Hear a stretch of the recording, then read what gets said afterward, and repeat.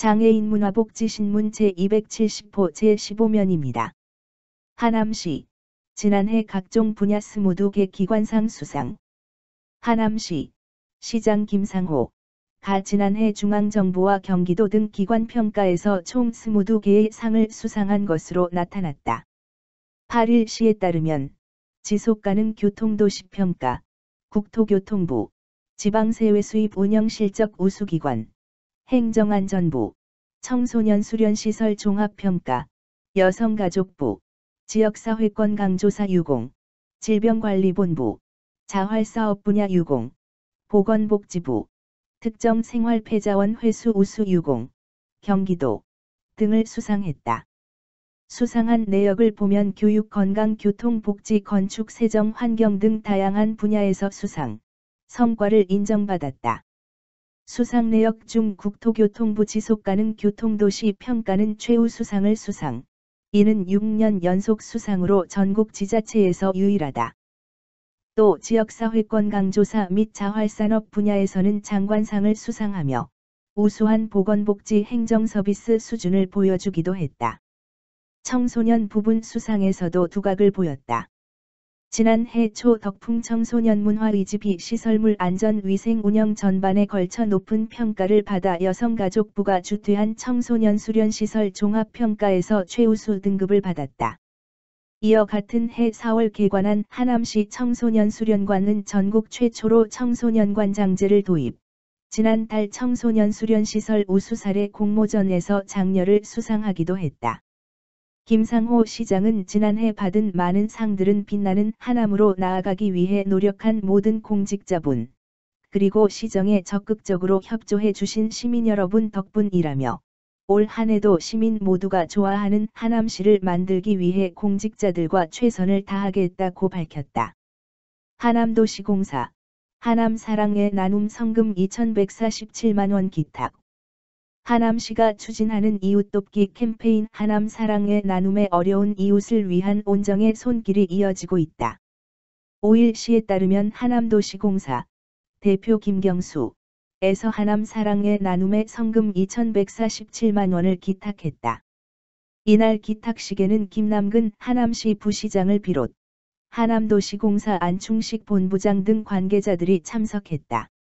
안충식 본부장은 하남도시공사 임직원들이 모은 성금이 어려움을 겪고 있는 이웃들에게 조금이나마 도움이 되었으면 한다며 앞으로도 지역사회 발전을 위해 더욱 노력하겠다고 밝혔다. 김남근 부시장은 따뜻한 나눔이 추운 겨울을 보내야 하는 이웃들에게 큰 힘이 될 것이라며 임직원 여러분들의 정성어린 마음이 잘 전달되도록 하겠다고 말했다. 한편 하남시청에 근무하는 공무원의 성금 기탁도 이어졌다. 하남시청 회계과 석인학 주무관은 제22회 경기도 공무원 대상, 봉사 분야을 수상하면서 받은 상금 중 100만원을 기탁했다. 석인학 주무관은 코로나19 확산으로 시민들이 고통을 겪는 상황에서 위기 극복에 보탬이 되고자 하는 마음으로 기부를 결심했다고 말했다. 한편 기탁받은 성금은 경기사회복지공동모금회를 통해 도움의 손길이 필요한 취약계층을 돕는 사업에 사용될 예정이다. 하남시 북한 이탈 주민 자격증 취득비 지원한다. 하남시 시장 김상호는 북한 이탈 주민의 안정적인 정착을 위해 선착순 10명에게 취업 관련 자격증 취득 수강료를 지원한다고 8일 밝혔다. 지원 금액은 1인당 최대 50만원이며 신청일 현재 하남시에 거주하고 올해 새로 취업 연계 자격증을 취득한 북한 이탈 주민이 대상이다. 해당 자격증은 운전면허 국가기술자격법 시행규칙에 명시된 국가기술자격 544종 국가전문자격 국가공인 민간자격 및 기타 민간자격이다. 취미성 자격증 또는 발급기관이 불명확하거나 취업에 도움이 되지 않는다고 판단될 경우 대상에서 제외된다. 지난해 수강료를 지원받은 주민도 이번에 신청할 수 없다. 이달부터 오는 12월까지 접수하며 선착순으로 조기 마감될 수 있다. 자세한 내용은 시 홈페이지 고시공고 게시판을 참고하거나 하남시청 자치행정과 가만 전화기 지역번호 031-790-5669로 문의하면 된다. 시 관계자는 북한 이탈 주민의 자립을 도울 수 있는 실질적이고 지속 가능한 지원이 필요하다며 앞으로도 다양한 지원책을 적극적으로 발굴해 나가겠다고 밝혔다. 희망 평택 리퀘스트 2,100만원 모금 전달.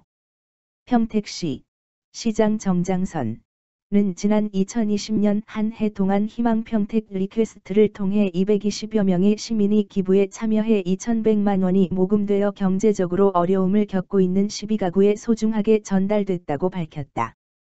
매월 발행되는 평택시정신문의 희망 평택 리퀘스트를 통해 생활이 어려운 가구의 사연이 게재되고 이를 구독하는 시민과 공무원이 기탁한 기부금은 전액 대상자에게 전달된다. 현재 7명의 시민이 매월 정기 후원을 하고 있으며 수년간 50만 원에서 100만 원까지 매월 후원하는 익명의 후원자도 있다. 2014년 6월부터 위기 가정에 대한 시민들의 관심과 지원을 확산하기 위해 마련된 희망 평택 리퀘스트는 취약계층이 위기를 극복하고 새로운 희망을 얻을 수 있는 기회를 제공하는 데 큰 역할을 하고 있다. 시 관계자는 코로나19의 어려운 시기에도 불구하고 시민들의 나눔에 대한 관심과 참여는 계속 증가하고 있으며 신축년 새해에는 더 많은 시민들이 나눔운동에 동참해 주기를 희망한다고 말했다. 포천시 소흐릅행정복지센터 나눔문화 확산을 위한 이웃돕기 성금 기탁. 소흐릅행정복지센터 읍장 최기진은 지난 30일 어려운 이웃들을 위한 나눔을 실천하기 위해 이웃돕기 성금 80만 원을 기탁했다고 전했다. 이번 성금은 연말연시를 맞아 우리 사회의 나눔과 기부 문화를 확산하고 어려운 이웃들에게 사랑을 실천하고자 직원들이 십시일반 모은 것으로 경기도 사회복지공동모금회를 통해 지역사회 내 경제적으로 도움이 필요한 소외계층을 위해 사용될 예정이다. 소흐릅에 신규 임용되어 근무하고 있는 한 직원은 얼마 전 공직자로서 첫걸음을 내딛어 근무를 하면서 보람을 많이 느끼고 있다. 비록 적은 금액이지만 이렇게 연말연시를 맞아 어려운 이웃을 위한 나눔에 동참할 수 있다는 것에 대해 더욱 뜻깊게 생각한다. 라고 말했다. 최기진 소흐릅장은 어려운 시기임에도 이웃의 어려움을 보듬는 따뜻한 마음으로 소중한 기부를 해주신 직원들에게 감사드린다. 가정 형편이 어려운 가구에 조금이나마 도움이 되기를 바라는 마음에 직원들이 뜻을 모았다. 공직자들이 솔선수범하여 기부활동에 지속적으로 동참하여 나눔 문화 확산에 앞장설 수 있도록 최선을 다하겠다. 라고 말했다. 소흐릅행정복지센터는 지난해 초에도 코로나19 극복을 위한 이웃돕기 성금 100만 원을 기탁하는 등 지역사회에 관심을 가지고 관내 어려운 가구에 한 발짝 다가가 함께 행복한 소흐를 만드는 데 앞장서고 있다. 화성시 골든타임 지키는 긴급차량 우선 신호 시스템 구축. 화성시가 소방차의 긴급 출동 시 진로 방향의 교통신호 시간을 연장해주는 우선신호 제어 시스템을 구축했다고 7일 밝혔다. 화재 발생 시 골든타임은 평균 5분으로 도로 사정상 빠른 출동이 어려워 피해 규모가 커지는 것을 막겠다는 의도이다. 시는 지난해 6월부터 12월까지 총 2억 원을 투입해 향남읍과 안녕동 일대 5개 구간 31개 교차로의 자동 신호 제어 시스템을 구축했다. 또한 화성소방서, 태안 119 안전센터 소방차량 12대의 단말기를 보급하고 향남교차로 등 주요 교차로 3개소에 긴급차량 운행 알림 전광판을 설치했다.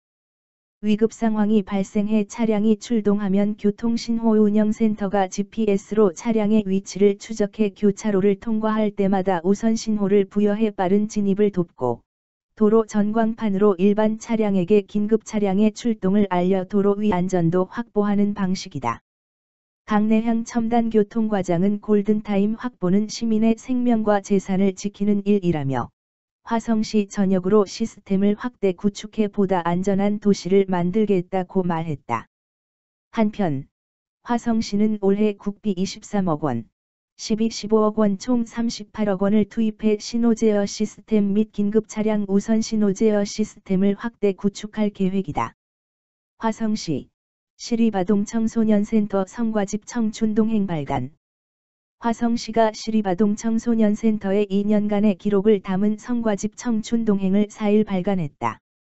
민선 7기 화성시가 돌봄 사각지대를 해소하고 가정환경에 관계없이 모든 아이가 공정한 출발 기회를 가질 수 있도록 설립한 시립아동 청소년센터는 기존의 지역아동센터가 초등학생 위주로 지원했던 것과 달리 취약계층 중고등학생을 지원하는 것이 특징이다.